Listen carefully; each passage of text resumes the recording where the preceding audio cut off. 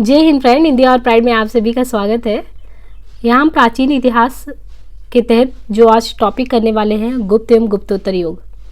इससे पूर्व में हमने देखा मौर्य युग से जो है किस प्रकार के प्रश्न प्रीवियस ईयर एग्जाम में पूछे गए हैं। ये ध्यान रखिए कि ये जो सेट कराया जा रहा है ये जितने भी स्टेट के एग्ज़ाम होते हैं जिनमें हिस्ट्री से रिलेटेड क्वेश्चन आते हैं उन सभी के लिए समान दृष्टि से उपयोगी है। साथ ही कोई टीजीटी पीजीटी हिस्ट्री से दे रहा है, इवन यूजीसी नेट, तो कुछ हद तक वहाँ भी ये उनके लिए बहुत ही योगदान करने वाला विषय रहेगा। तो चलिए हम शुरू करते हैं गुप्त वंश से किस प्रकार के प्रश्न जो है पूछे जाते हैं। यहाँ देखिए गुप्त वंश ने अवधि में शासन किया, यानी दिया गया है कि गुप्त वंश ने कितने से कितने अवधि में शासन किया। तो गुप्त वंश का जो समय है शासन का 275 से 550 ईस्वी तक। यहाँ पे देखना है कि ये जो गुप्त वंश है उसके संस्थापक श्रीगुप्त है, महाराज श्रीगुप्त 275 ईस्वी में ये संस्थापक यानी संस्थापना करते हैं। लेकिन जो प्रथम शक्तिशाली शासक जो होता है गुप्त वंश का वो चंद्रगुप्त फर्स्ट होते हैं, जिन्होंने 319 से 335 ईस्वी तक शासन किया। इन्होंने अपनी महत्ता सूचित करने के लिए अपने पूर्वजों के विपरीत महाराजा धीराज की उपाधि धारण की। तो चंद्रगुप्त फर्स्ट जो है वो ऐसे शासक थे जिन्होंने महाराजा धीराज की उपाधि भी धारण की। निम्न शासकों में से किसने एक 4 अश्वमेध का संपादन किया, यानी 4 अश्वमेध कराने वाला शासक इसमें से कौन है? पुष्यमित्र शुंग, समुद्रगुप्त, चंद्रगुप्त द्वितीय, प्रवरसेन। तो देखिए यहाँ पे वाकटक नरेश प्रवरसेन प्रथम, वाकटक शासक प्रवरसेन प्रथम ने 4 अश्वमेध यज्ञ का संपादन किया। इसके साथ ही उसने अनेक वैदिक यज्ञ भी किए। इसी वंश के शासक प्रवरसेन द्वितीय की रुचि साहित्य में थी, तो साहित्य में रुचि होने के कारण उसने सेतुबंध नामक रचना रची। भारत का नेपोलियन किसे कहा जाता है? तो इसमें से देखें भारत का नेपोलियन किसे कहा जाता है? समुद्रगुप्त जो है वो भारत का नेपोलियन कहलाता है। इतिहासकार विंसेंट स्मिथ ने अपनी रचना अर्ली हिस्ट्री ऑफ इंडिया में समुद्रगुप्त की वीरता एवं विजय पर मुग्ध होकर उसे भारतीय नेपोलियन की संज्ञा दी। प्राचीन भारत का नेपोलियन किसे कहा जाता है? तो यहाँ पे देखिए जो प्राचीन भारत का नेपोलियन है वो समुद्रगुप्त को प्राचीन भारत का नेपोलियन कहा जाता है। निम्नलिखित में से किस गुप्त राजा का एक अन्य नाम देवगुप्त था? तो यहाँ पे किस गुप्त राजा का एक अन्य नाम देवगुप्त था? तो चंद्रगुप्त द्वितीय जो है गुप्त शासक चंद्रगुप्त द्वितीय विक्रमादित्य का एक अन्य नाम देवगुप्त है, देवगुप्त नाम मिलता है। उसके अन्य नाम देवराज तथा देवश्री भी मिलते हैं। तो चंद्रगुप्त द्वितीय विक्रमादित्य का एक अन्य नाम देवगुप्त, देवराज तथा देवश्री भी नाम मिलते हैं। प्रथम गुप्त शासक जिसने परम भागवत की उपाधि धारण की वो कौन सा शासक है जिसने परम भागवत की उपाधि धारण की थी? समुद्रगुप्त। समुद्रगुप्त जो है उसने परम भागवत की उपाधि धारण की थी। नालंदा एवं गया के ताम्रपत्रों के अनुसार समुद्रगुप्त वो पहला गुप्त शासक था जिसने परम भागवत की उपाधि धारण की थी। ज्ञातव्य की कुछ पुस्तकों में परम भागवत उपाधि धारण करने वाला पहला शासक चंद्रगुप्त द्वितीय बताया गया है। लोक सेवा आयोग ने भी इस प्रश्न का उत्तर जो है चंद्रगुप्त द्वितीय ही माना है, लेकिन यूजीसी ने जो है इस प्रश्न का उत्तर समुद्रगुप्त माना है। तो यहाँ पे देखिए कन्फ्यूजन है कि परम भागवत की उपाधि धारण करने वाला पहला शासक चंद्रगुप्त द्वितीय को बताया गया कुछ पुस्तकों में और कुछ में समुद्रगुप्त को बताया गया, लेकिन यहाँ पे यूजीसी ने क्या माना है वो समुद्रगुप्त को माना है। परम भागवत उपाधि धारण करने वाला पहला गुप्त शासक तो समुद्रगुप्त है। इलाहाबाद स्तंभ अभिलेख निम्नलिखित में से किस एक से संबंधित है?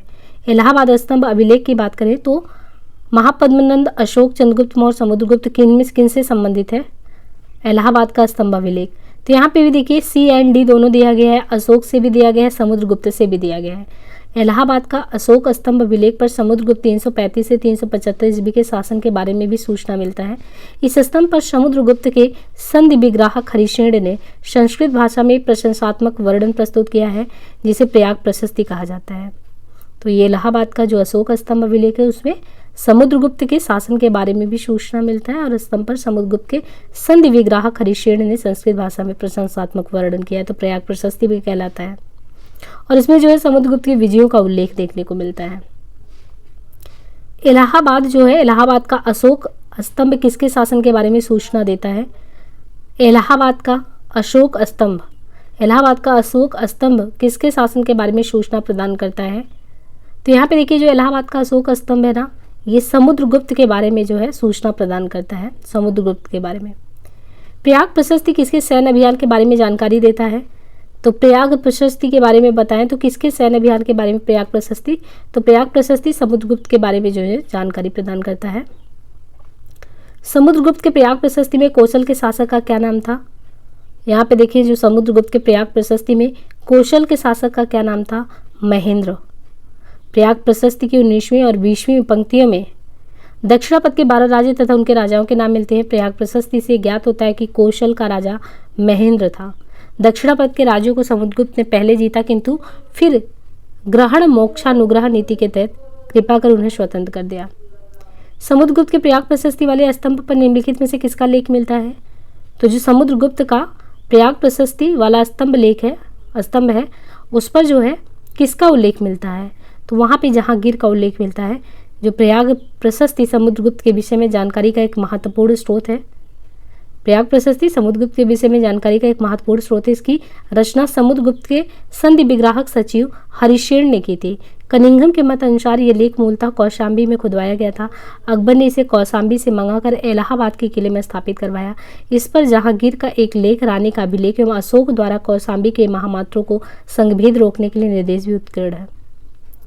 पृथिव्या प्रथम वीर उपाधि थी, तो इसमें अगर देखें पृथिव्या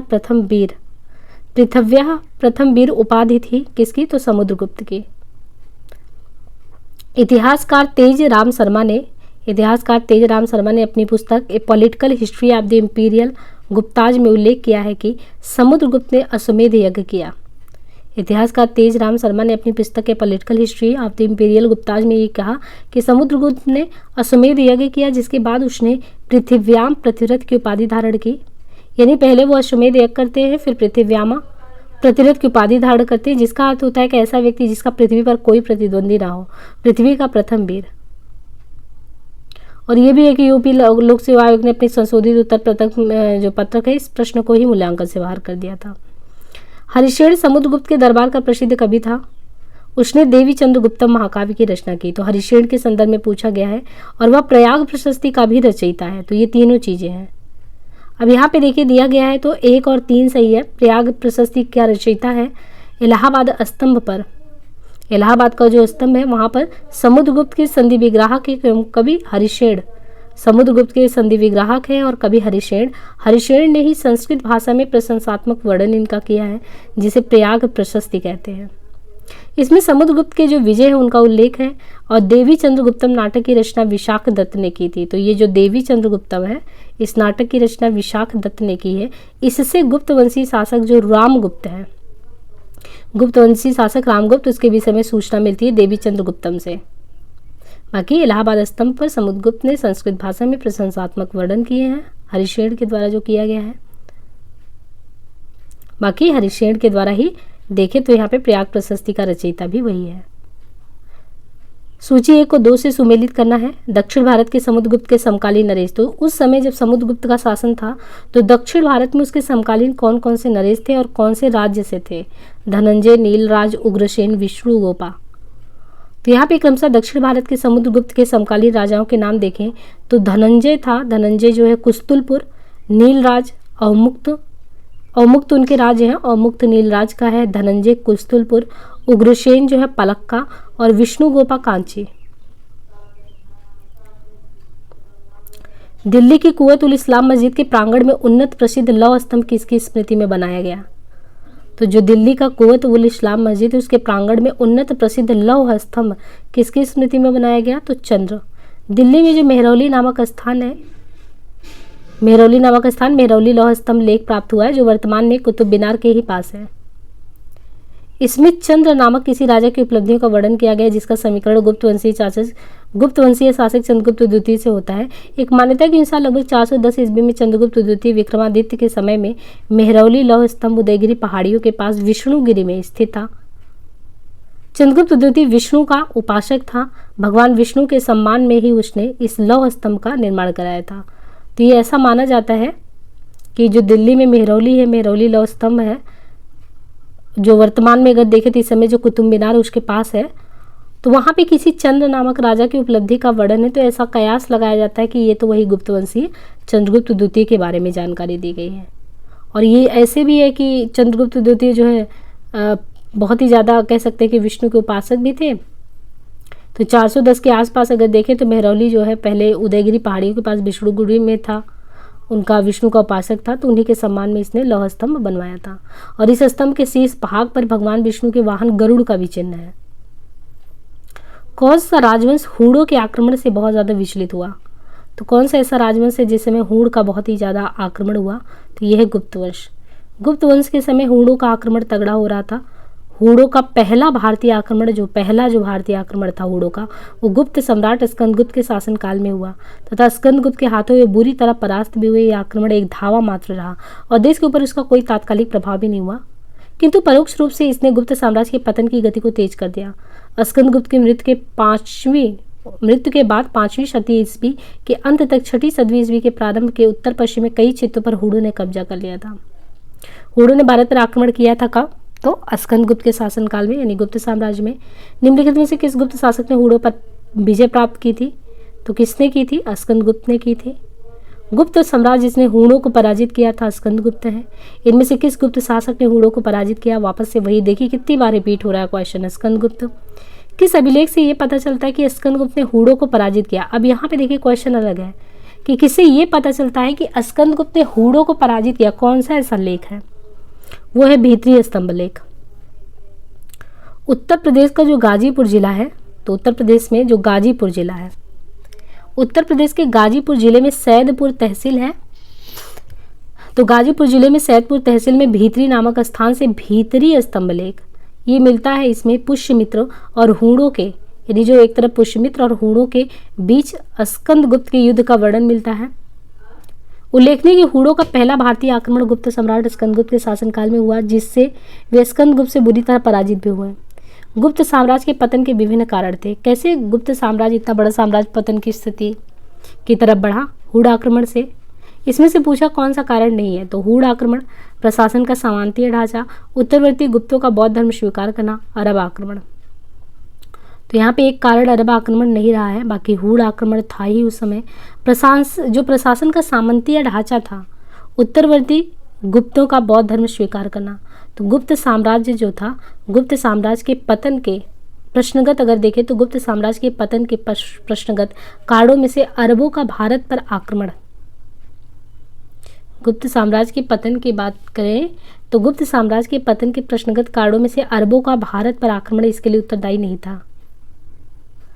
अरब का जो भारत पर आक्रमण हुआ वो इसके लिए उत्तरदायी नहीं था। भारत पर अरब आक्रमण गुप्तों के पतन के बहुत बाद पूर्व मध्यकाल में हुआ था। तो ये उस समय नहीं हुआ था भारत पर अरब आक्रमण, ये गुप्तों के पतन के बाद पूर्व मध्यकाल, जब मध्यकाल शुरू होता तो उसमें पूर्व मध्यकाल में अरब का आक्रमण हुआ था। शक विजेता किसे जाना जाता है? कौन इनमें से है जो शक विजेता है? तो यहाँ पे देखिए जो चंद्रगुप्त द्वितीय है, चंद्रगुप्त द्वितीय, गुप्त सम्राट चंद्रगुप्त द्वितीय विक्रमादित्य को शक विजेता कहा गया। गुप्त सम्राट चंद्रगुप्त द्वितीय, गुप्त सम्राट चंद्रगुप्त द्वितीय विक्रमादित्य को शक विजेता कहा गया। पश्चिम भारत के अंतिम शक राजा रुद्र सिंह थर्ड को चंद्रगुप्त द्वितीय विक्रमादित्य ने 5वीं सदी के प्रथम दशक में परास्त कर पश्चिमी भारत में शक सत्ता का उन्मूलन किया। शकों को हराने के कारण चंद्रगुप्त विक्रमादित्य की एक अन्य उपाधि शकारी भी है। उसने इस उपलक्ष्य में चांदी के सिक्के भी चलाए। रजत सिक्के जारी करने वाला पहला गुप्त शासक कौन था? तो रजत सिक्के जारी करने वाला प्रथम गुप्त शासक इनमें से कौन सा था? तो चंद्रगुप्त द्वितीय। रजत सिक्के जारी करने वाला प्रथम गुप्त शासक चंद्रगुप्त द्वितीय विक्रमादित्य था, जिसको गुप्त काल में रूपक कहा जाता है। चंद्रगुप्त द्वितीय ने शक मुद्राओं के ही अनुकरण पर रजत मुद्राओं को उत्कीर्ण करवाया। तो रजत सिक्के जारी करने वाला पहला गुप्त शासक चंद्रगुप्त द्वितीय विक्रमादित्य था, जिसको गुप्त काल में रुयक या रुपयक कहा गया, रुपया। और चंद्रगुप्त द्वितीय ने शक मुद्राओं के ही अनुकरण पर रजत मुद्राओं को उत्कीर्ण करवाया। प्रसिद्ध चीनी यात्री फाहियान ने किसके शासनकाल में भारत की यात्रा की? तो इसमें से अगर बात करें जो प्रसिद्ध चीनी यात्री फाहियान है, उसने किसके शासनकाल में भारत की यात्रा की थी? तो चंद्रगुप्त द्वितीय। चंद्रगुप्त द्वितीय विक्रमादित्य के शासनकाल में चीनी यात्री फाहियान ने भारत के विभिन्न स्थानों पर भ्रमण किया। निम्नलिखित में से कौन सही सुमेलित नहीं है? कुमारगुप्त फर्स्ट, पथिक, प्रभावती गुप्ता, समुद्रगुप्त। निम्नलिखित में से कौन सा सही सुमेलित नहीं है? इसमें से कुमारगुप्त फर्स्ट, पथिक, प्रभावती गुप्ता, समुद्रगुप्ता। तो यहाँ पे देखिए जो कुमारगुप्ता फर्स्ट, पथिक, चंद्रगुप्त द्वितीय, समुद्रगुप्ता, प्रभावती गुप्ता का उदयगिरी से कोई उल्लेख नहीं मिलता। तो यहाँ पे जो कुमारगुप्त फर्स्ट है मंदसौर अभिलेख से पता चलता है, पति के बारे में तक्षशिला, चंद्रगुप्त द्वितीय के बारे में उदयगिरी गुहा अभिलेख से, समुद्रगुप्त के बारे में एरड़ अभिलेख से। सूची 1 को 2 से सुमेलित करना है। शासक और रानियाँ, चंद्रगुप्त, समुद्रगुप्त, चंद्रगुप्त द्वितीय, कुमारगुप्त प्रथम। दत्ता देवी, कुबेर नागा, कुमार देवी, अनंत देवी।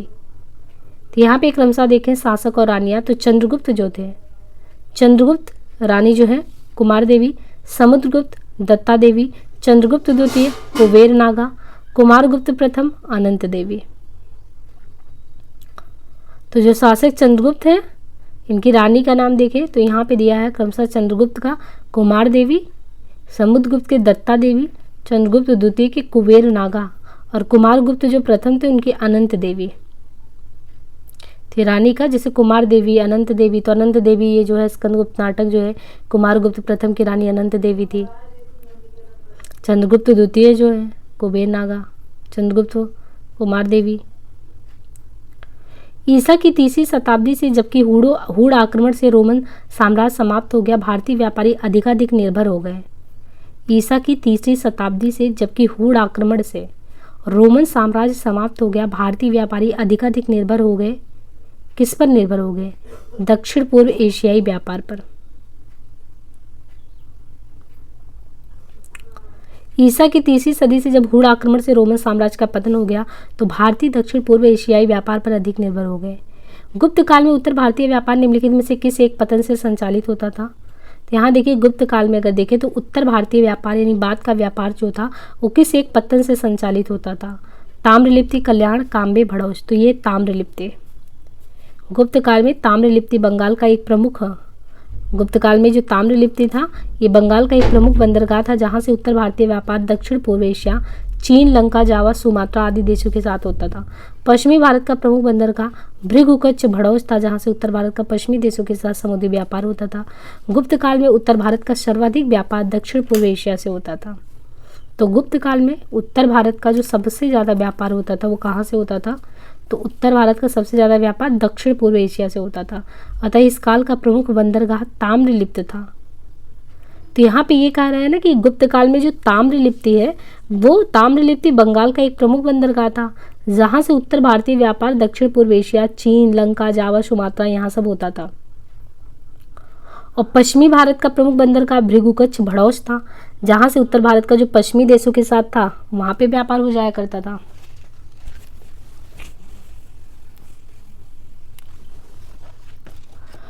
और गुप्त काल में उत्तर भारत का सबसे ज़्यादा व्यापार अगर होता था तो वो दक्षिण पूर्व एशिया से। अतः इस काल का प्रमुख बंदरगाह ताम्रलिप्ति था, परंतु अन्य बंदरगाह भड़ौस भी था, कल्याण का, काम्बे था। उत्तर भारतीय व्यापार इन सभी से होता था और ताम्रलिप्ति जो है इसका उत्तर होगा क्योंकि सबसे ज़्यादा होता था। निम्नलिखित में से कौन सा बंदरगाह गुप्त काल में उत्तर भारतीय व्यापार के लिए उपयोग किया जाता था? अब यहाँ पे देखिए सभी का नाम दिया है ना, तो एक से ज़्यादा हो जाएंगे। भारत ने दक्षिण पूर्वी एशिया के साथ, भारत जो है उसने दक्षिण पूर्वी एशिया के साथ अपने आरंभिक सांस्कृतिक संपर्क तथा व्यापारिक संबंध बंगाल की खाड़ी के पार बना रखे थे। तो कौन सी बंगाल की खाड़ी की इस उत्कृष्ट आरंभिक समुद्री इतिहास की सबसे विश्वसनीय व्याख्या हो सकती है? तो प्राचीन काल तथा मध्यकाल में भारत के पास दूसरों की तुलना में अति उत्तम पोत निर्माण तकनीकी थी। इस उद्देश्य के लिए दक्षिण भारतीय शासकों ने व्यापारियों, ब्राह्मण पुजारियों और बौद्ध भिक्षुओं को सदा संरक्षण दिया। बंगाल की खाड़ी में चलने वाली मानसूनी हवाओं ने समुद्री यात्राओं को सुगम बना दिया था। इस संबंध में ए तथा बी दोनों सही है। तो भारत ने जो दक्षिण पूर्वी एशियाओं के साथ जो है इन लोगों के साथ व्यापार कैसे शुरू किया या जोड़ा रखा, उसमें कहा जा रहा है कि अपने आरंभिक सांस्कृतिक संपर्क तथा व्यापारिक संबंध जो बंगाल की खाड़ी के पार बना रखे थे। इसका प्रमुख कारण था कि बंगाल की खाड़ी में जो चलने वाली मानसूनी हवा थी उसके द्वारा समुद्री यात्रा का सुगम होना था, आसानी से हो जाता था। प्राचीन भारत में देश की अर्थव्यवस्था में अत्यंत महत्वपूर्ण भूमिका निभाने वाली श्रेणी, ये नाम क्या है? श्रेणी। तो प्राचीन भारत में जो देश की अर्थव्यवस्था में अत्यंत महत्वपूर्ण भूमिका निभाने वाली जो श्रेणी संगठन के संदर्भ में कुछ बातें बतानी है। तो श्रेणी कौन थे? तो यहाँ पे देखिए प्रत्येक श्रेणी राज्य के एक केंद्रीय प्राधिकरण के साथ पंजीकृत होती थी। श्रेणी क्या होता था इस समय? प्रत्येक श्रेणी राज्य की एक केंद्रीय प्राधिकरण के साथ पंजीकृत होती थी और प्रशासनिक स्तर पर राजा उनका प्रमुख होता था। श्रेणी ही वेतन, काम करने के नियम, मानक और कीमतों को सुनिश्चित करते थे। श्रेणी का अपने सदस्यों पर न्यायिक अधिकार भी होता था। तो प्राचीन भारत की अर्थव्यवस्था में जो श्रेणी थे, श्रेणियों का विशेष महत्व था। क्यों? क्योंकि ये संगठन व्यापारियों के द्वारा उनके व्यापार के समुचित संचालन के लिए स्थापित किए जाते थे। श्रेणियों का अपने सदस्यों पर न्यायिक अधिकार होता था तथा श्रेणियों के द्वारा ही सदस्यों के वेतन, काम करने के नियम, मानक एवं कीमत का निर्धारण किया जाता था। प्रत्येक श्रेणी का अपना एक प्रमुख होता था। राजा का श्रेणियों के संचालन में कोई हस्तक्षेप नहीं होता था।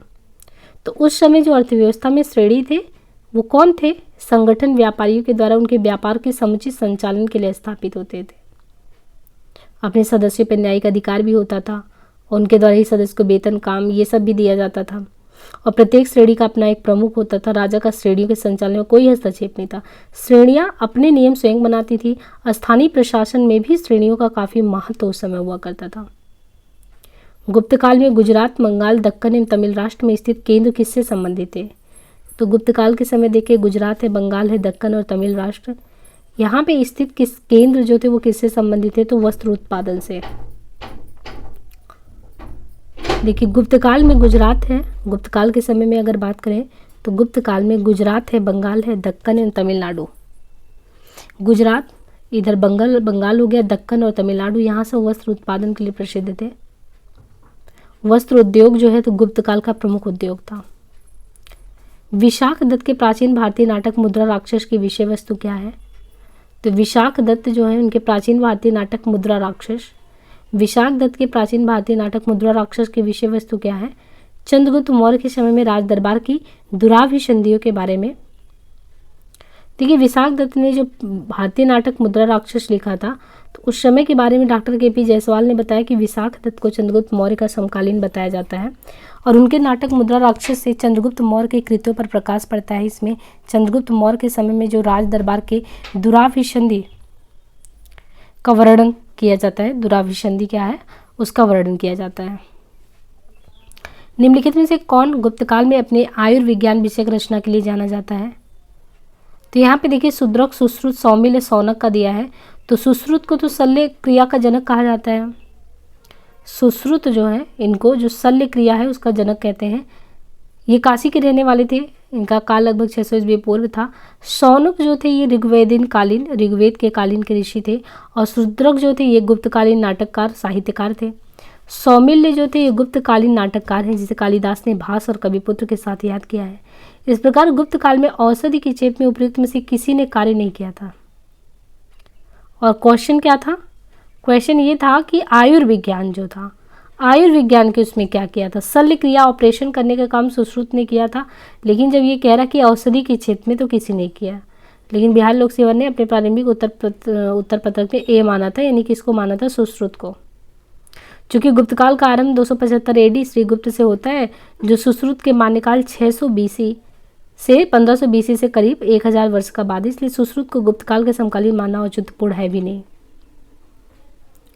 इनमें से कौन गुप्तकाल में औषधि के क्षेत्र में अपने काम के लिए जाना जाता? तो यहाँ पे दिया है फिर से वही क्वेश्चन बीपीएससी में, और उसके लिए उत्तर वही है, बीपीएससी के आयोग के द्वारा अलग ही था। निम्नलिखित में से किसका प्राचीन भारत के आयुर्वेद शास्त्र से संबंध नहीं है? अब देखिए ये क्वेश्चन यहाँ पे अलग टाइप में है कि निम्नलिखित में से किसका प्राचीन भारत के आयुर्वेद शास्त्र से संबंध नहीं है। इन चारों में एक बताना जिसका संबंध नहीं है आयुर्वेद से। तो यहाँ पे उत्तर दे रहा है कि भास्कराचार्य जो है इनका संबंध नहीं था आयुर्वेद शास्त्र से। इसका मतलब धन्वंतरी, चरक और देखिए सुश्रुत का भी है।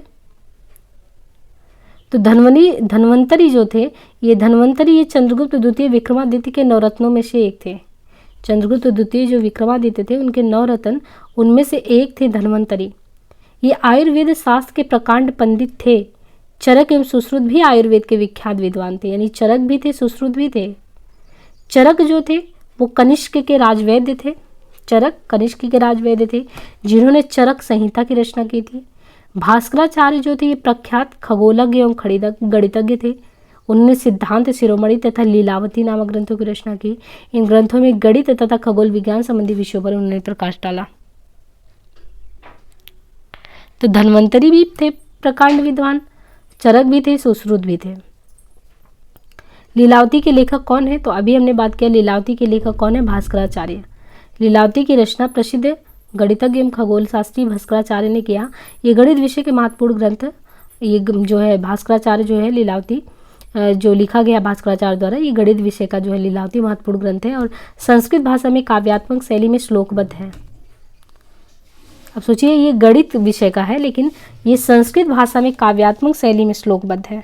वस्तुतः लीलावती भास्कराचार्य द्वारा रचित ग्रंथ सिद्धांत शिरोमणि का ही एक भाग है। प्राचीन काल भारत में हुई वैज्ञानिक प्रगति के संदर्भ में बात करनी है तो प्राचीन काल भारत में हुई जो वैज्ञानिक प्रगति है उसके संदर्भ में निम्नलिखित में से कौन सा कथन सही है। प्रथम सदी ईस्वी में विभिन्न प्रकार के विशिष्ट शल्य औजारों का उपयोग आम था। यानी अगर प्राचीन काल के भारत में देखें तो उस समय जो है वैज्ञानिक प्रगति के तौर पे प्रथम सदी ईस्वी में विभिन्न प्रकार के विशिष्ट शल्य औजार का उपयोग होता था। यानी गुप्त काल में अगर देखें तो उस समय जो है शल्य औजार, ऑपरेशन के औजार जो थे विशिष्ट रूप में वो यूज में आते थे।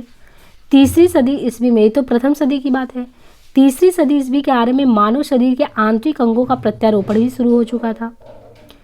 पांचवी सदी ईस्वी में कोड़ के ज्या का सिद्धांत ज्ञात था और सातवीं सदी ईस्वी में चक्रीय चतुर्भुज का सिद्धांत था।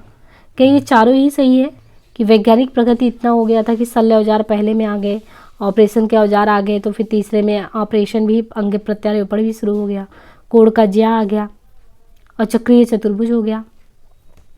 तो मानव शरीर के आंतरिक अंगों का प्रत्यारोपण जो है ये चीज़ नहीं हुआ था। प्राचीन काल जो था ये वैज्ञानिक प्रगति के दौर से अगर देखें तो गुजर रहा था, तेजी से बढ़ रहा था। इस काल में जो पहली शताब्दी ईस्वी तक शल्य क्रिया में काम आने वाले विभिन्न प्रकार के उपकरण वो आ गए थे, किंतु उस काल या उसके बाद अंग प्रत्यारोपण संभव नहीं हो पाया था। गुप्त काल में गणित के क्षेत्र में बात करें तो गणित के क्षेत्र में उल्लेखनीय प्रगति हुई। पांचवीं सदी ईस्वी तक भारत में जो त्रिकोणमिति में ज्या, साइन और कोज्या, कोशिन या उत्क्रम, इनवर्स, ये सब चीज़ें आ गई थी। सूर्य सिद्धांत और आर्यभट्टीय में इनका उल्लेख है और सातवीं सदी में ब्रह्मगुप्त द्वारा चक्रीय चतुर्भुज भी आ गया था, पर ऑपरेशन नहीं शुरू हुआ था।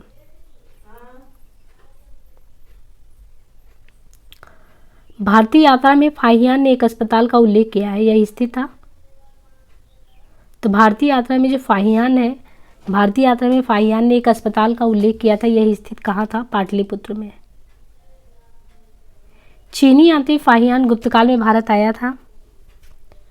यहाँ पे जो चीनी यात्री है, चीनी यात्री फाहियान गुप्त काल में भारत आया था। उसने उल्लेख क्या किया है? तो चीनी यात्री फाहियान गुप्त काल में भारत आया था। उसने उल्लेख किया कि पाटलिपुत्र नगर के धनिकों ने एक बड़े अस्पताल की स्थापना की थी जहाँ निर्धनों को निःशुल्क दवाएं और भोजन उपलब्ध कराया जाता था। यहाँ देश भर से रोगी इलाज के लिए भी आते थे। तो चीनी यात्री कौन है? फाहियान गुप्त काल में भारत आया था। उसने उल्लेख किया था कि पाटलिपुत्र नगर के धनिकों ने एक बड़े अस्पताल की स्थापना की थी जहाँ निर्धनों को निःशुल्क, तो उस समय जो है पाटलिपुत्र नगर के धनिकों ने जो बड़ा अस्पताल बनवाया था, फाहियान बता रहा है गुप्त काल में कि वो समय था जब निर्धनों को जो है यहाँ पे निःशुल्क दवाएं और भोजन उपलब्ध कराया जाता था। कितनी बड़ी बात थी। यहाँ पे जो है देश भर से रोगी इलाज के लिए आते थे। चंद्रगुप्त के 9 रत्नों में से निम्न में से कौन फलित ज्योति से संबंधित था? वररुचि, शंकु, अमर सिंह।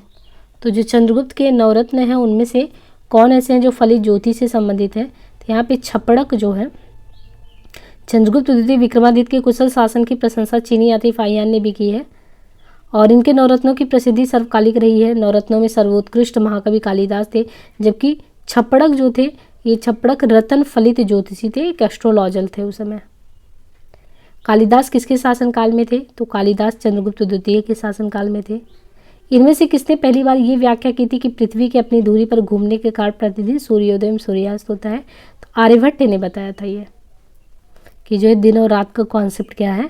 तो आर्यभट्ट जो गुप्तकाल के प्रसिद्ध गणितज्ञ थे, इनकी प्रमुख कृति आर्यभट्टीय है और इनके गणित के विभिन्न नियमों का प्रतिपादन किया। सबसे पहले ये खोज की कि पृथ्वी अपनी धुरी के चारों ओर परिभ्रमण करती है। अधोलिखित में कौन गुप्तकालीन स्वर्ण मुद्रा है? दिनार, पड़क, कौड़ी, निष्क। तो इसमें से जो दिनार है, गुप्त काल में स्वर्ण मुद्रा को दिनार कहा जाता था। गुप्त काल का जो समय है वहाँ पे जो स्वर्ण मुद्रा, सोने की मुद्रा होती थी, उसको दिनार कहते थे। चीनी यात्री फाहियान के अनुसार लोग दैनिक क्रय विक्रय में कौड़ियों का प्रयोग करते थे। तो जो सोने की मुद्रा था वो तो दिनार था, तो फिर देने लेने में क्या करते थे? कौड़ियों का प्रयोग करते थे।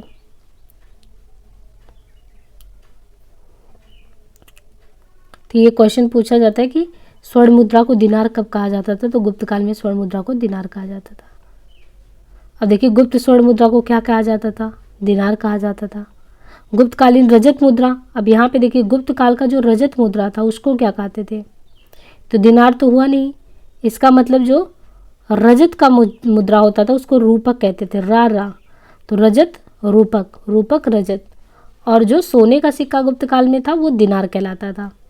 गुप्त शासकों के सिक्के जो है ये उत्तर प्रदेश, बिहार, बंगाल, मध्य प्रदेश, राजस्थान, उड़ीसा में पाए गए हैं। सिक्कों का सबसे प्रसिद्ध स्थल जो है कहाँ पे मिला है, तो ये प्रसिद्ध स्थल राजस्थान के भरतपुर बयाना यहाँ पे मिला है। इनके द्वारा जारी किए गए चांदी के सिक्के रूपक कहलाते थे और जो स्वर्ण मुद्रा था वो दिनार कहलाता था। गुप्त काल में लिखित संस्कृत नाटकों में स्त्री और शूद्र बोलते थे। जो गुप्त काल में लिखित संस्कृत नाटक है तो उसमें जो पात्र थे स्त्री और शूद्र वो कौन सी लैंग्वेज में बात करते थे, तो वो प्राकृत में करते थे। गुप्त काल में लिखित नाटक जो था उन लिखित नाटकों में जो लिखित नाटक थे संस्कृत नाटकों में स्त्री और शूद्र प्राकृत भाषा में बोलते थे, जबकि उच्च वर्ग के लोग इसको संस्कृत भाषा में बोलते थे। सती प्रथा का प्रथम अभिलेखीय साक्ष्य कहाँ से मिला है, तो सती प्रथा का प्रथम अभिलेखीय साक्ष्य एरड़ से मिला है। सती प्रथा का पहला अभिलेखीय साक्ष्य एरड़ से मिला है। यह अभिलेख 510 ईस्वी का है जिसमें गोपराज नामक सेनापति की स्त्री के सती होने का उल्लेख है।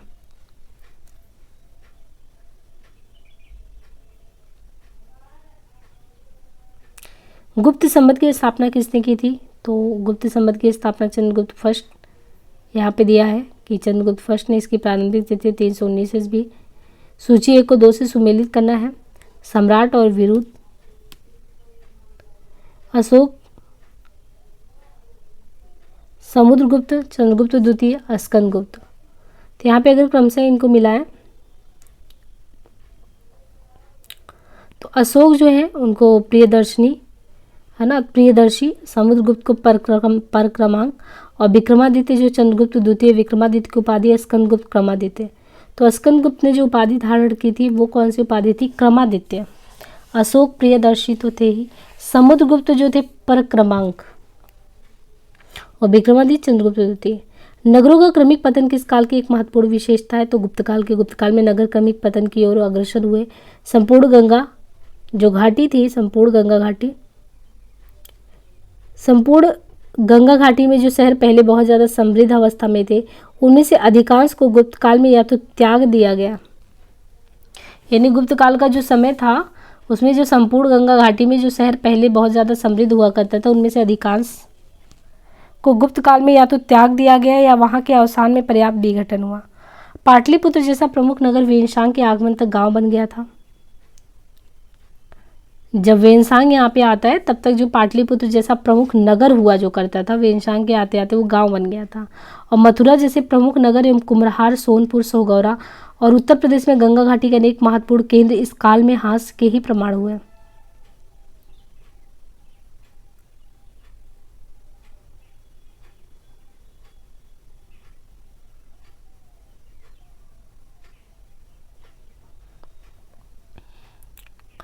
किस शासक वंश ने मंदिरों एवं ब्राह्मणों को सबसे ज़्यादा दान दिया था, देखिए किस शासक वंश ने, कौन से शासक वंश ने मंदिरों एवं ब्राह्मणों को सबसे ज़्यादा गांव यानी ग्राम दान में दिए थे, तो ये गुप्त वंश के शासक थे। गुप्त वंश के शासकों ने मंदिरों एवं ब्राह्मणों को सबसे ज़्यादा दान दिया, अनुदान दिए। गुप्त लेखों में जिन भूमिदानों का उल्लेख किया गया है उससे ये क्लियर होता है कि भूमिदान के साथ साथ गाँव की भूमि से उत्पन्न होने वाली आय भी ग्रहिता को ही दे दी जाती थी। प्राचीन भारत में किस वंश का शासनकाल स्वर्ण युग का था, तो गुप्त काल। गुप्त काल को इतिहासकारों ने भारत का स्वर्ण युग कहा है। इस काल को क्लासिक युग, क्लासिकल एज भी कहते हैं, भारत का पेरिक्लिन भी कहते हैं। तो यहाँ पे 2-3 चीज़ें हैं। गुप्त काल को ऐतिहासिक या इतिहासकारों ने भारत का स्वर्ण युग कहा, क्लासिक युग कहा ही है, और साथ ही साथ पेरिक्लिन भी कहा जाता है। अपने जिन विशेषताओं के कारण गुप्त काल को स्वर्ण युग कहा जाता है वे इस प्रकार है। महान सम्राटों का काल, श्रेष्ठ शासन, आर्थिक समृद्धि, धार्मिक सहिष्णुता का काल, भारतीय संस्कृति के प्रचार का काल, साहित्य, विज्ञान एवं कला के उत्कर्ष का काल।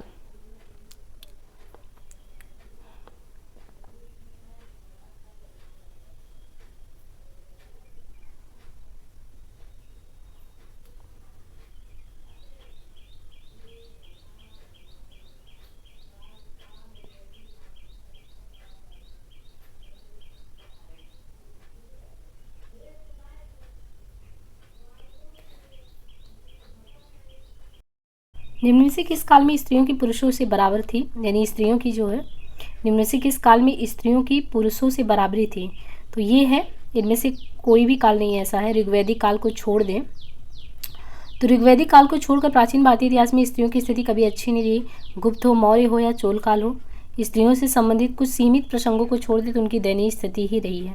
स्त्रियों की बराबरी किसी काल में नहीं रही। गुप्त युग में भूमि राजस्व की दर क्या थी? तो गुप्त युग में जो भूमि राजस्व का कलेक्शन था, उपज का चौथा भाग, उपज का आठवां, उपज का छठा भाग, उपज का आधा भाग, तो इस समय जो गुप्त युग में भूमि राजस्व की दर थी उपज का छठा भाग था। गुप्त काल में जो लोग राजकीय भूमि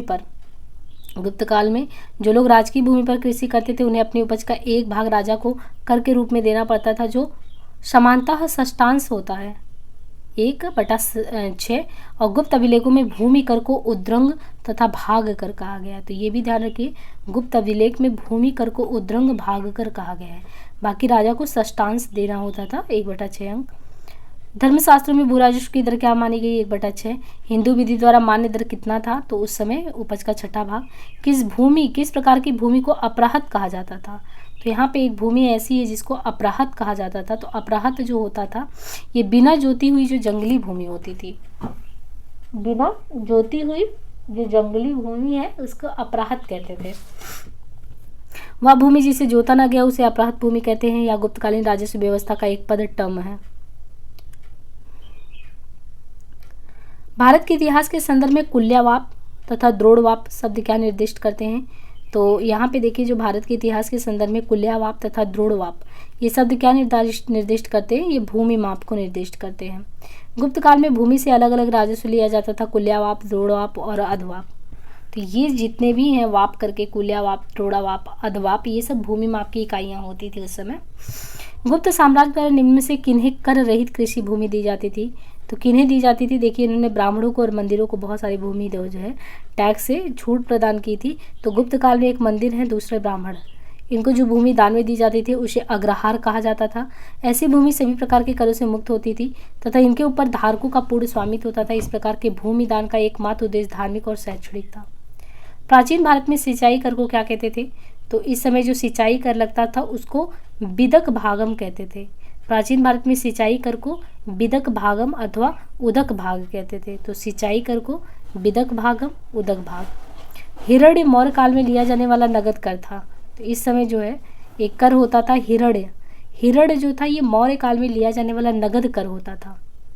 गुप्त अभिलेखों में भूमि कर को क्या कहते थे? तो भूमि कर को इस समय उद्रंग तथा उद्रंग कहते थे।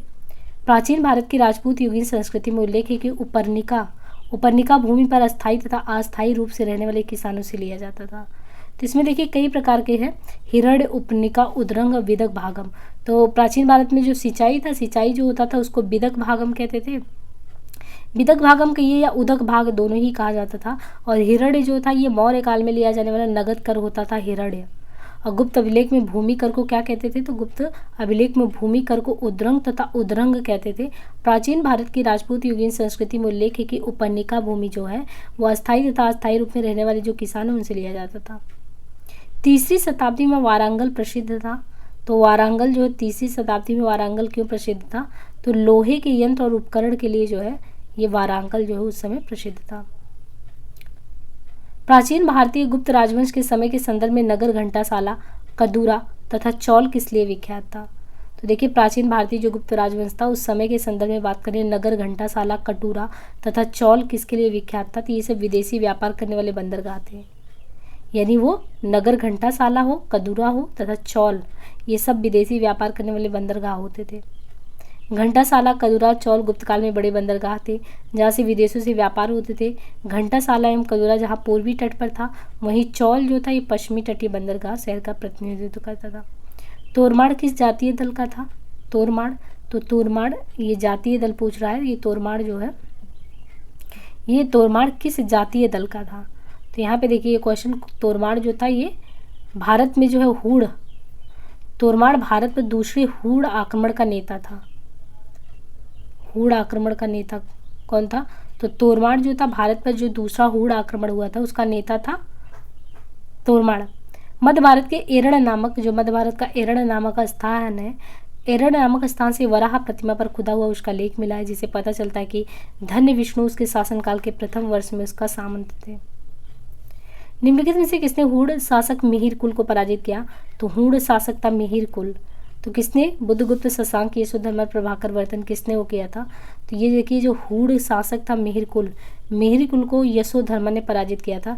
चीनी यात्री वानसेंग चीनी यात्री वेनसांग थे, ये बताते हैं कि मंदसौर लेख के साक्ष्य से ये पता चलता है कि सबसे पहले गुप्त नरेश नरसिंह गुप्त बालादित्य और तत्पश्चात मालो नरेश यशोधर्मन। तो उस समय जो गुप्त नरेश नरसिंहकृत बालादित्य और तत्पश्चात मालो नरेश थे यशोधर्मन, उनके द्वारा मिहिर कुल को बुरी तरह पराजित किया गया था। चीनी तीर्थयात्री जिसने 6वीं शताब्दी में भारत का दर्शन किया था, वो चीनी तीर्थयात्री जिसने 6वीं सदी में भारत का दर्शन किया, वो सुंग यून है। चीनी यात्री सुंग यून 518 ईस्वी में भारत आया और उसने अपनी 3 वर्ष की यात्रा में बौद्ध धर्म की प्रतियां एकत्र की थी। चीनी यात्री युंग सुन ने भारत की यात्रा कब की थी? तो अभी ये क्वेश्चन आया था 6वीं के आसपास, तो 515 से लेकर 520 में ये आया हुआ था। और चीनी यात्री युंग सुन 518 से 521 तक भारत की यात्रा की थी। इसने अपनी 3 वर्षों की यात्रा जो है 518 से 21 में 3 वर्ष का यात्रा और बौद्ध धर्म की प्रतियों को कलेक्ट किया था। निम्नलिखित कथनों को ध्यानपूर्वक पढ़िए। गुप्त सम्राट स्वयं के लिए दैवीय अधिकारों का दावा करता था।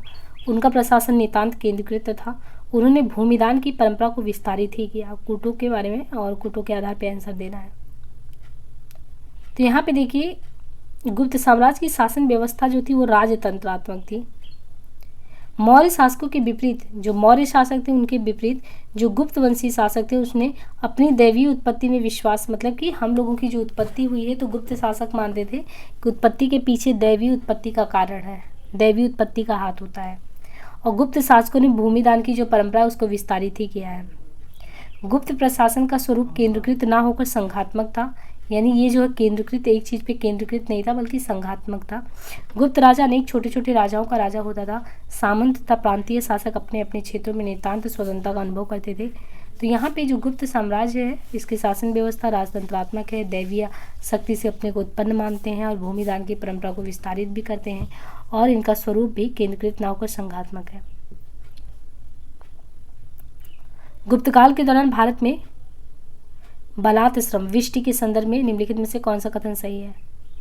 तो जो गुप्त काल के दौरान भारत में बलात् श्रम वृष्टि के संदर्भ में निम्नलिखित में से कौन सा कथन सही है? तो इसे राज्य के लिए आय का एक स्रोत, जनता द्वारा दिया जाने वाला एक प्रकार का कर माना जाता था, या गुप्त साम्राज्य के मध्य प्रदेश तथा काठियावाड़ क्षेत्रों में पूर्णतः अविद्यमान था। बलात् श्रमिक साप्ताहिक मजदूरी का हकदार होता था। मजदूर के ज्येष्ठ पुत्र को बालात् श्रमिक के रूप में भेज दिया जाता था। तो गुप्त काल के बारे में है कि इसे राज्य के लिए आय का एक स्रोत, जनता द्वारा दिया जाने वाला एक कर का कर माना जाता था। यानी बलात् श्रम या विष्टि क्या होता था उस समय गुप्त काल में? बलात् श्रम या विष्टि। तो चंद्रगुप्त द्वितीय के जो उदयगिरी अभिलेख है, यानी गुहा लेख जो है, चंद्रगुप्त द्वितीय का उदयगिरी गुहा लेख, प्रभावती गुप्ता के रिद्धपुर अभिलेख समेत अनेक गुप्तकालीन अभिलेखों में विष्टि यानी बेगार बलात् श्रम को अन्य करों के साथ रखा गया है। यद्यपि बेगार प्रथा का प्रमाण मौर्य युग से ही मिलता है कि बेगार प्रथा था, किंतु गुप्त काल में वह विभिन्न अवसरों पर राजा द्वारा प्राप्त किए जाने वाले कर का एक रूप बन गया था। इसके तहत मजदूर जो थे, शिल्पी थे और कृषक, उनको अनिवार्य रूप से राजा या राज्य के लिए श्रम करना ही होता था, जिसके बदले उन्हें कोई भुगतान नहीं दिया जाता था। ये प्रथा मध्य प्रदेश और काठियावाड़ में सबसे ज़्यादा था। बेगार की यह प्रथा पीढ़ी दर पीढ़ी चलती रहती थी, किंतु इसमें ज्येष्ठ उत्तराधिकार जैसा नहीं था। यह सभी श्रमिकों पर लागू होता था। कहा जाता है कि शतरंज का खेल उद्भूत ओरिजिनेट हुआ। तो शतरंज का खेल कहाँ से ओरिजिनेट हुआ? उसकी उत्पत्ति भारत में हुई है। शतरंज का खेल जो है, इसकी उत्पत्ति भारत में हुई है। महाभारत में इसे चतुरंग के नाम से जाना जाता था। तो महाभारत में जो आजकल चेस खेलते हैं, शतरंज, तो उत्पत्ति बताते कि भारत में ही हुआ चेस का, और इसे जो है महाभारत के काल में देखें तो चतुरंग नाम से जानते थे। भारत से यह ईरान एवं तत्पश्चात यूरोप में पहुंचा। शूद्रक द्वारा लिखी हुई प्राचीन भारतीय पुस्तक मृच्छकटिकम का विषय क्या था? तो ये एक धनी व्यापारी और एक गणिका की पुत्री की प्रेम कथा में मृच्छकटिकम में देखने को मिलता है। तो शूद्रक कृत जो मृच्छकटिकम है, शूद्रक के द्वारा जो है जो मृच्छकटिकम लिखा गया है, तो शूद्रक कृत मत्स्यकटिकम नामक रचना से गुप्तकालीन शासन व्यवस्था जो थी एवं नगर जीवन के विषय में रोचक सामग्री मिलती है। इससे तत्कालीन समाज में होने वाले परिवर्तनों पर प्रकाश पड़ता है। यथा इससे पता चलता है कि उज्जैनी में कुछ शूद्र अधिकारी थे, अब उन्हें महाकाव्यों एवं पुराणों के श्रवण का अधिकार भी मिल गया था। वस्तुतः इस ग्रंथ में चारुदत्त नामक ब्राह्मण सार्थवाय में गणिका की पुत्री वसंत सेना की प्रेम गाथा के शब्दों का वर्णन है। प्राचीन सांख्य दर्शन में किसका महत्वपूर्ण योगदान है? तो प्राचीन जो सांख्य दर्शन है उसमें किसका महत्वपूर्ण योगदान है? तो उसमें है कपिल का। सांख्य दर्शन भारतीय दर्शन के प्राचीनतम संप्रदाय में परिगणित है। महर्षि कपिल को सांख्य दर्शन का प्रतिष्ठापक आचार्य माना जाता है। कहा जाता है कि उन्होंने सांख्य सूत्र नामक ग्रंथ की रचना की थी। कपिल मुनि द्वारा प्रतिपादित दार्शनिक प्रणाली है, तो कौन सी दार्शनिक प्रणाली है? सांख्य दर्शन। कपिल मुनि के द्वारा सांख्य दर्शन। सांख्य दर्शन प्रतिपादित किया गया है किसके द्वारा? तो जो सांख्य दर्शन है वो प्रतिपादित किया गया है किसके द्वारा? ये है कपिल के द्वारा।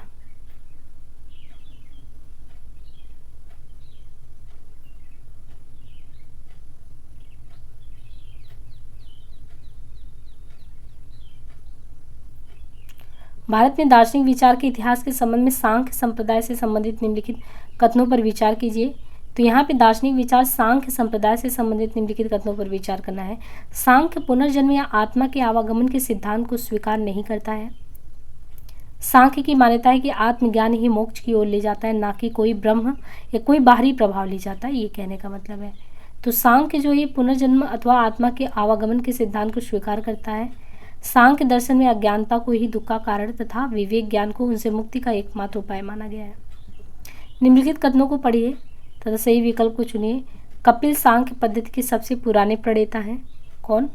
यहाँ पे दिया है कपिल जो है, कपिल ये सांख्य पद्धति के सबसे पुराने प्रणेता हैं कपिल। कपिल यह बताते हैं कि किसी व्यक्ति का जीवन प्रकृति उसकी शक्तियों द्वारा गढ़ा जाता है, किसी दैवीय सत्ता द्वारा नहीं।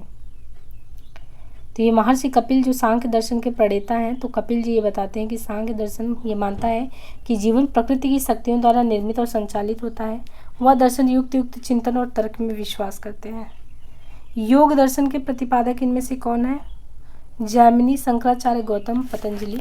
तो योग दर्शन जो है किसके द्वारा? पतंजलि के द्वारा लाया गया है। महर्षि पतंजलि का योग दर्शन का प्रतिष्ठापक आचार्य माना जाता है। यद्यपि भारतीय परंपरा में योग साधना का इतिहास अत्यंत प्राचीन है। उपनिषद और महाभारत और भगवद गीता और जैन और बौद्ध मतों में योग संबंधी क्रियाओं का विवेचन है, तथापि सर्वप्रथम महर्षि पतंजलि ने ही सबसे पहले सुसंबद्ध दर्शन से दार्शनिक सिद्धांत के रूप में योग का विवेचन किया, इसलिए इसने पतंजलि दर्शन भी कहते हैं। योग के आविष्कारक कौन थे? तो योग के आविष्कारक कौन है? पतंजलि हैं। निम्नलिखित में से कौन एक अष्टांग योग का अंश नहीं है? अष्टांग जो योग होता है उसमें अनुस्मृति, ध्यान, प्रत्याहार, धारणा।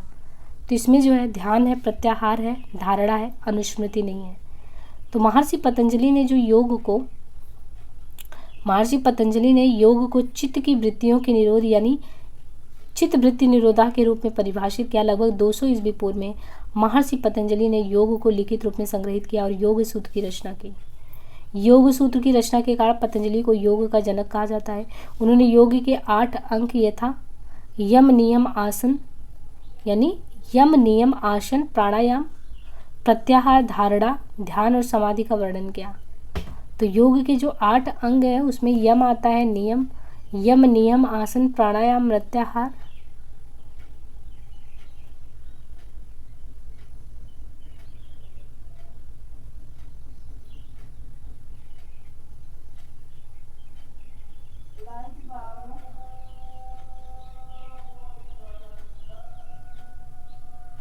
महाभारत के लेखक पतंजलि समसामयिक थे किसके? तो यहाँ पे देखिए जो महाभारत के लेखक, महाभाष्य के लेखक पतंजलि थे वो किसके समसामयिक थे? तो ये पुष्यमित्र शुंग के थे। महाभाष्य के लेखक पतंजलि शुंग वंश के संस्थापक शासक पुष्यमित्र शुंग 184 से 148 ईस्वी पूर्व के समकालीन थे। नव्य न्याय संप्रदाय स्कूल के संस्थापक कौन थे? तो नव्य न्याय संप्रदाय जो था उस स्कूल के संस्थापक कौन थे? तो B.N.D. गंगेश उदयन, मिथिला के प्रसिद्ध तर्कवादी उदयन या उदयनाचार्य न्याय दर्शन के प्रख्यात विद्वान थे। उनकी रचना कुसुमांजलि को नव्य न्याय दर्शन का मूल स्रोत माना जाता है। कई विचारक उदयन को नव्य न्याय दर्शन का वास्तविक संस्थापक मानते हैं, जबकि कुछ विचारक गंगेश जी ने नव्य न्याय दर्शन को संग्रहित किया और जो इसका संस्थापक मानते हैं। जब तक जीवित रहो सुख से जीवित रहो, चाहे इसके लिए ऋण ही लेना पड़े, क्योंकि शरीर के भस्मीकृत भस्मीभूत हो जाने पर पुनरागमन नहीं हो सकता। पुनर्जन्म का निषेध करने वाली यह उक्ति किसकी है? तो ये किसने कहा था? तो ये जो है रामधारी सिंह कहते हैं। भारतीय दर्शन में चारवाक दर्शन जो है, भारतीय दर्शन में चारवाक दर्शन जड़वादी या भौतिकवादी विचारधारा का पोषक है। इस दर्शन का आदर्श है जब तक जीवित रहे। चारवाक दर्शन जो कि जड़वादी या भौतिकवादी है, तो वही कहता है कि जब तक जीवित रहो, सुख से रहो, चाहे भैया उधार लेके घी पीना पिए, है ना। उधार लेके अगर घी पीना पड़े तो भी पियो, क्योंकि देह के भस्म हो जाने के बाद तो पुनर्जन्म होता नहीं। इसलिए जैसे जितना कर्ज ले पाओ कर्ज लो, घी पियो, खाओ पियो, दे पाओ चाहे नहीं दे पाओ। तो ये कहते हैं यावत् जीवेते सुखम जीविते ऋणम कृत्वा घितम पीवेत भस्मीभूतस्य देहस्य पुनरागमनः कुतः। केवल प्रत्यक्ष प्रमाण को कौन स्वीकार करता है? जो प्रत्यक्ष प्रमाण है चारवाक दर्शन, जो प्रत्यक्ष जो सामने दिखता है तो वही स्वीकार करता है। भारतीय दर्शन में विभिन्न संप्रदायों में प्रमाणों की संख्या के विषय में पर्याप्त मतभेद है। बौद्ध और वैशेषिक संप्रदाय प्रत्यक्ष तथा अनुमान केवल दो प्रमाणों को मानते हैं।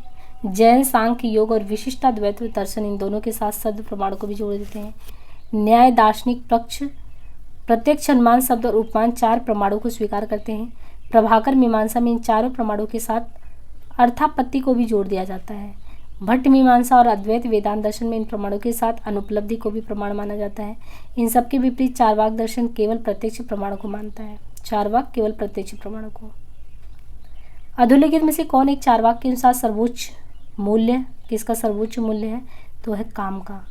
चारवाक दर्शन ने भारतीय परंपरा में स्वीकृत चारों पुरुषार्थ में काम को परम पुरुषार्थ माना है। इनके अनुसार जो कर्म काम की पूर्ति या मनुष्य को सुख देने के लिए हो वही उचित हो। चारवाक के अनुसार अर्थ सुख प्राप्ति का साधन है। उल्लेखनीय चारवाक दर्शन में सुख से तात्पर्य इंद्रिय सुख से माना गया है। इंद्रिय सुख उसी को चरम सुख माना गया है। और चारवाक दर्शन प्रणाली किस चीज़ से संबंधित है? तो जो चारवाक दर्शन प्रणाली वो किससे संबंधित है? वो है लोकायत प्रणाली, भी उसी को कहते हैं। चारवाक दर्शन को ही लोकायत प्रणाली भी कहते हैं।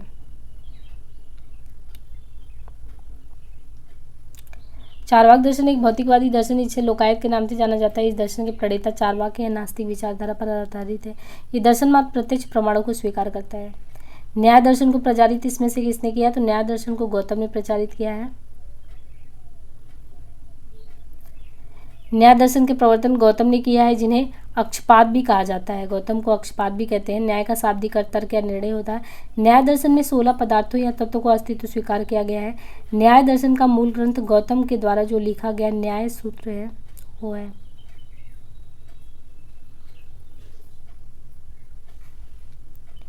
न्याय दर्शन के संस्थापक कौन है? तो न्याय दर्शन के संस्थापक गौतम है। न्याय दर्शन के प्रवर्तक कौन है? तो न्याय दर्शन के प्रवर्तक गौतम है। न्याय दर्शन के प्रवर्तक गौतम। अब यहाँ पे देखिए दर्शन और वो दिया गया है न्याय। न्याय गौतम के द्वारा, सांख्य कपिल के द्वारा, कपिल सांख्य, और वैशेषिक कणाद के द्वारा, मीमांसा जैमिनी के द्वारा। मीमांसा के प्रणेता कौन थे? तो मीमांसा जैमिनी के द्वारा है। सूची 1 को 2 से सुमेलित करना है। दर्शन, मोक्ष प्राप्त करने के तरीके, न्याय दर्शन, मीमांसा दर्शन।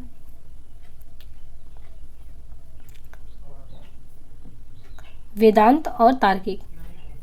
यहाँ पे देखिए जो न्याय दर्शन है, न्याय दर्शन तार्किक चिंतन से, मीमांसा वैदिक अनुष्ठान से, सांख्य वास्तविक ज्ञान का विग्रहण, वेदांत जो है आत्मज्ञान से।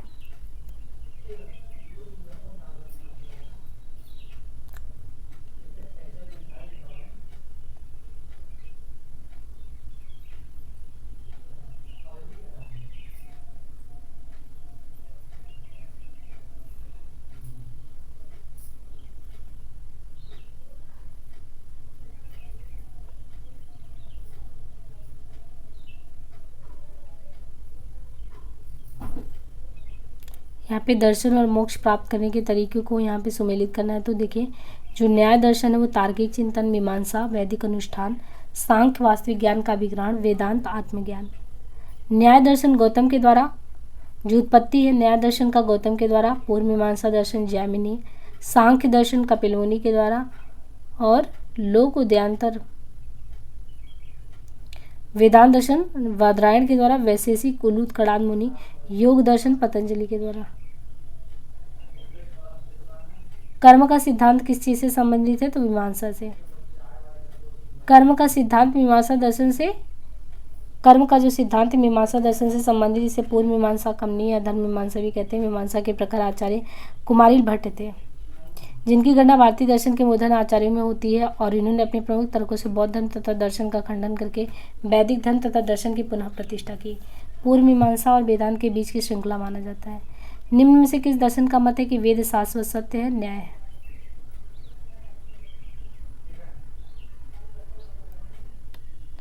मीमांसा दर्शन वेद को शाश्वत सत्य मानता है। पूर्व मीमांसा दर्शन में वेद के कर्मकांड भाग पर विचार करते हैं।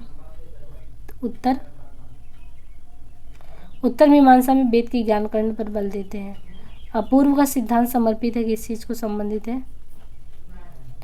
अपूर्व का सिद्धांत जो है किससे संबंधित है? तो ये है मीमांसा से। अपूर्व का सिद्धांत मीमांसा दर्शन से संबंधित है। मीमांसा दर्शन में एक अदृश्य शक्ति की कल्पना है, जो अर्थ, जो कर्म तथा उसके परिणाम के बीच एक अलौकिक कड़ी है। वहीं से अपूर्व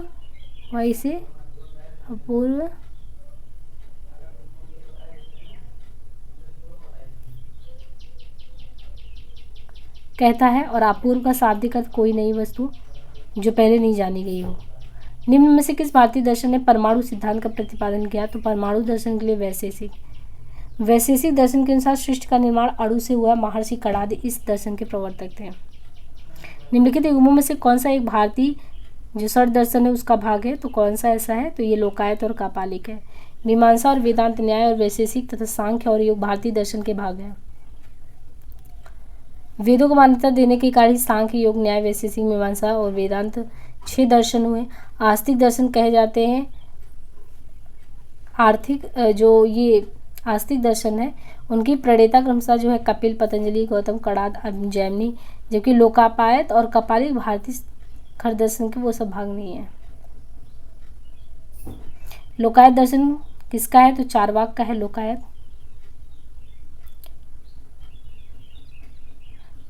चारवाक दर्शन को ही लोकायत दर्शन के नाम से जाना जाता है। यह भौतिकवादी दर्शन किसका है? भौतिक या सांसारिक सुख को अधिक महत्व देता है, तो ये है लोकायत। अद्वैत दर्शन के संस्थापक कौन है? अद्वैत दर्शन के संस्थापक शंकराचार्य जी है। अद्वैत दर्शन के संस्थापक शंकराचार्य हैं। शंकराचार्य ने प्रस्थान त्रयी, उपनिषद, ब्रह्मसूत्र और केशव